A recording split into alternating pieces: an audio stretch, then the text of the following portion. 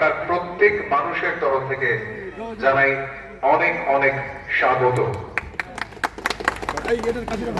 একটা ছোট্ট পার্কের আজকে খুব ভালো। এখানে আমার কাউন্সিলর কৃষ্ণপদ দত্ত আছে, ওই আমাকে বলেছিল, একটা উদ্যোগ নিয়েছিল, আমরা স্বাগত জানিয়েছি।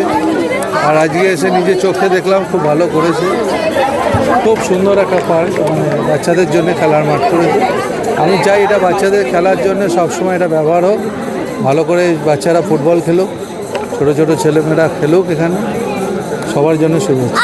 রাকেশের জন্য মোবাইল ফোন থেকে বেরিয়ে আসার জন্য কি হ্যাঁ না, মোবাইল দেখুন, মোবাইল নিশ্চয়ই খুব উন্নত, কিন্তু মোবাইল অনেক সময় বিশেষ করে খেলাধুলোকে শেষ করে দিচ্ছে।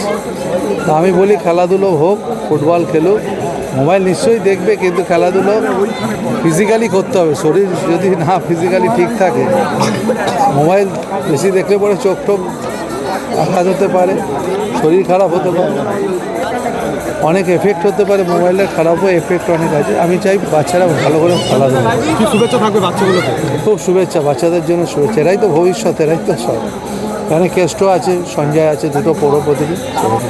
ঘটছে 1500 টাকা লক্ষ্মী ভান্ডার আর যুবসাথী নাকি গুটখা খাওয়ার টাকা, নেশা করার টাকা। অপরদিকে আবার বি পার্টি পৌঁছানো থেকে বলছে ক্ষমতায় আসলে মায়েদের জন্য 3000 টাকা আর যুবকদের জন্য 3000 টাকা করে দেওয়া হবে। ওটা কিসের টাকা তাহলে? ওটা কিসের টাকা হবে?